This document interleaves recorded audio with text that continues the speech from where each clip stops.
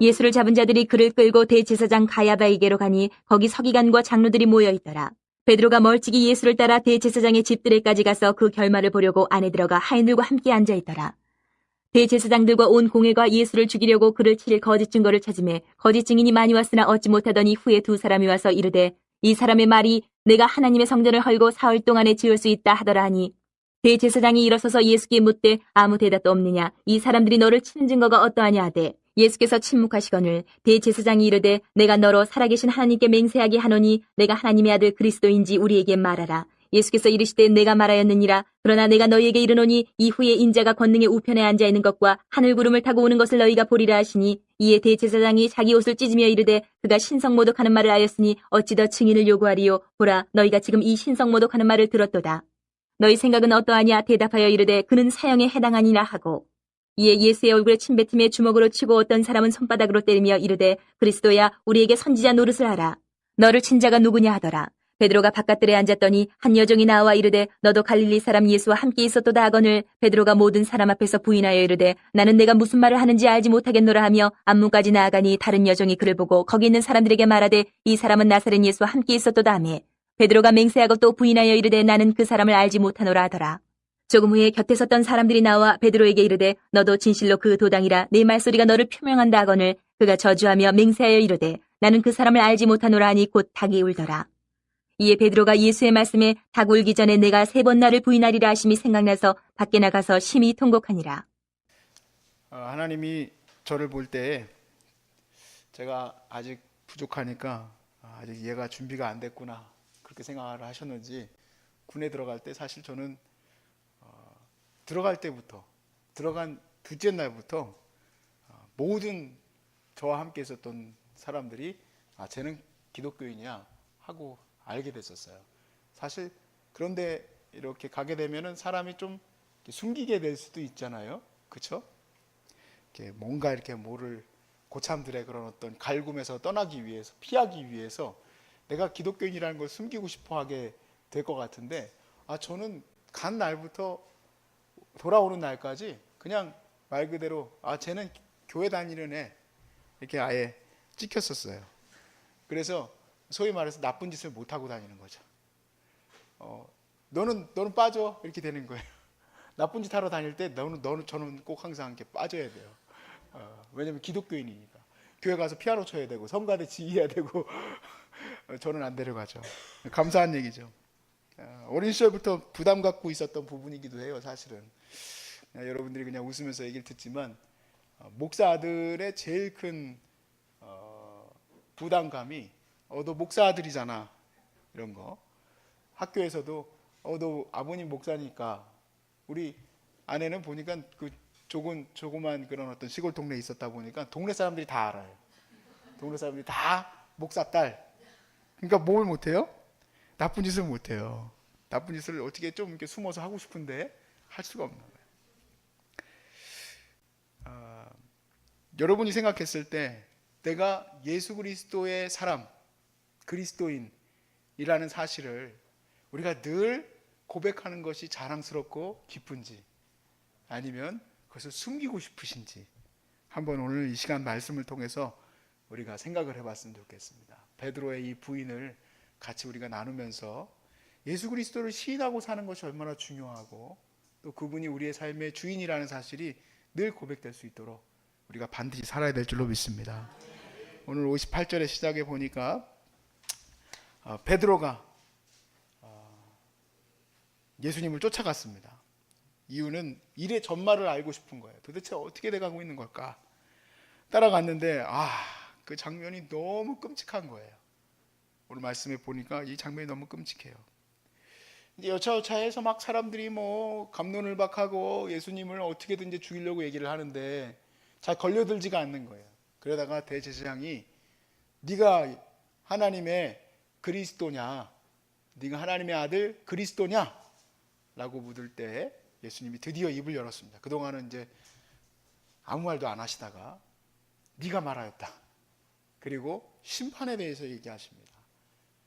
네가 인자가 구름을 타고 와서 심판하게 될 것을 영광받게 될 것을 곧 보리라. 야, 이건 신성모독이다 하고 이제 때리기 시작하는데, 이건 진짜 사람이 주먹으로 얼굴을 때리면 얼마나 아프겠습니까?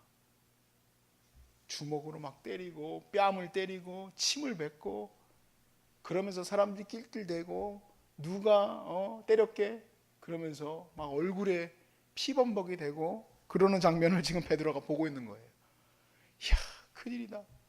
이제 어쩔 수 없이 죽게 됐구나. 저 제사장들의 농간에 놀아나서 지금 내 스승인 예수께서 돌아가시게 생겼구나. 그리고 이제 그 온 마음이 다 그냥 착잡해서 있겠죠. 아, 그런데 문제가 뭐냐면 68절이 문제가 된 거예요. 베드로가 바깥들에 앉았더니 한 여종이 나와 이르되 너도 갈릴리 사람 예수와 함께 있었다.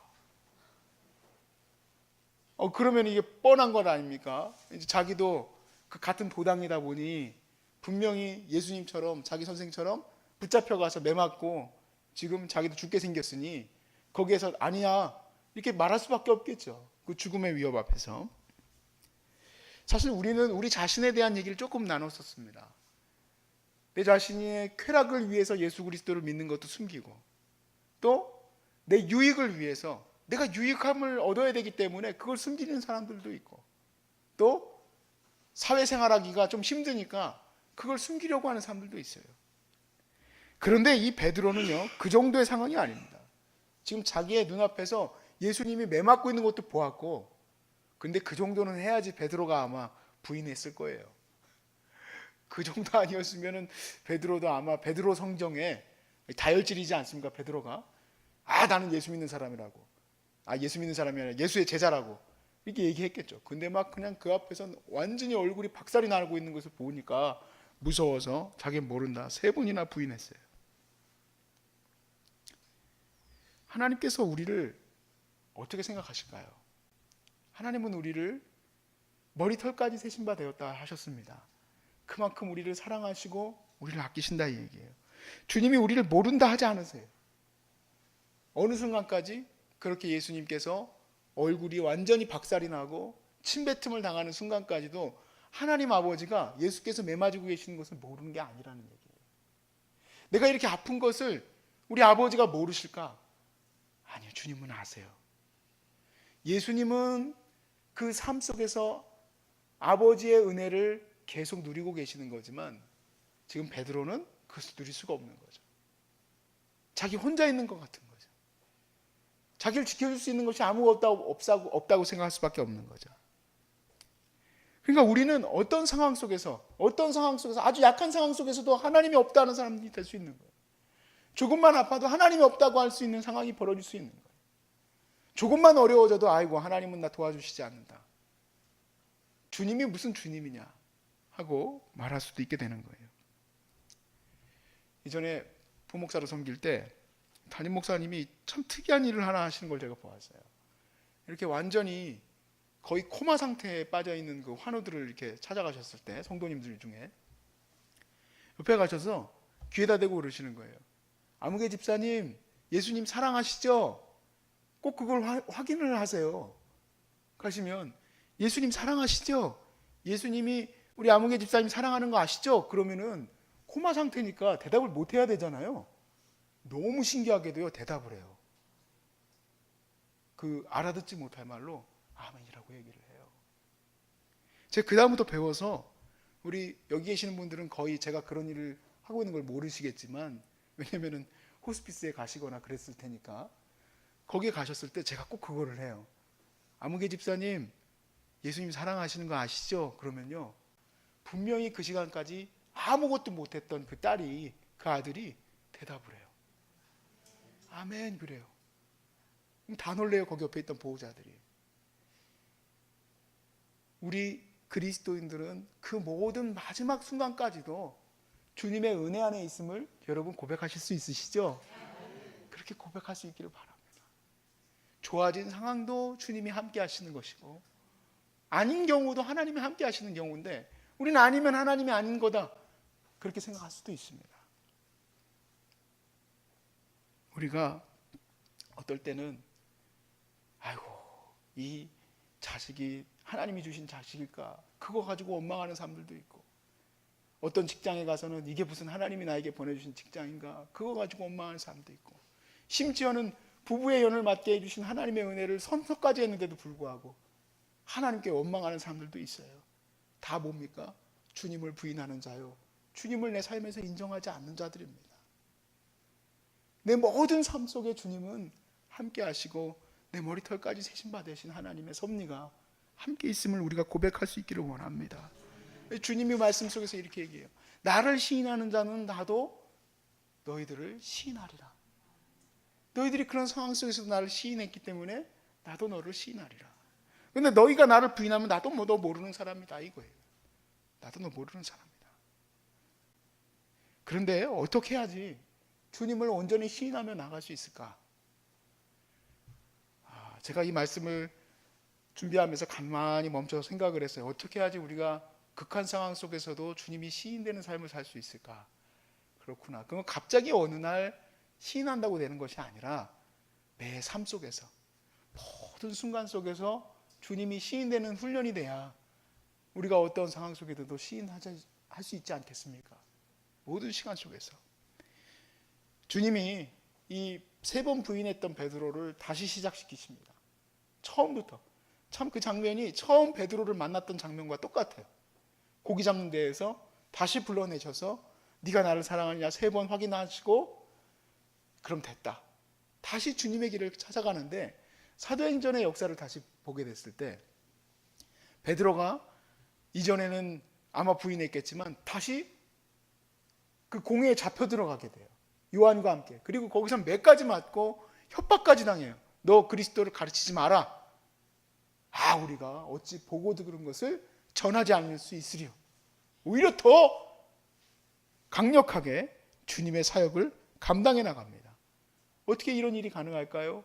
그가 그 모든 시간 속에서 주님 안에서의 그 고백들이 분명해질 수 있었던 거예요. 물론 이전에 한번 주는 그리스도시요 살아계신 하나님의 아들이십니다 하고 멋지게 고백을 했었지만, 이제는 다시는 베드로의 삶에서 주님을 모른다는 삶이 없었겠죠. 우리가 온전히 하나님 앞에 서는 자가 될지언정 이 모든 질병들 속에서도 주님이 온전히 고백될 수 있기를 바랍니다. 물론 주님 도와주실 줄로 믿습니다. 그것도 있지만 이 모든 시간들 속에서 주님은 선하게 인도하고 계십니다. 주님이 나를 선하게 인도하고 계십니다. 내 갈 길을 주님은 아시오니, 내 갈 길을 주님은 알고 계시오니, 사람은 알 수 없으나 하나님은 알고 계시오니 주님께서 나를 끝까지 인도해 주실 줄로 믿습니다. 이렇게 늘 고백하실 수 있기를 주의 이름으로 축복합니다.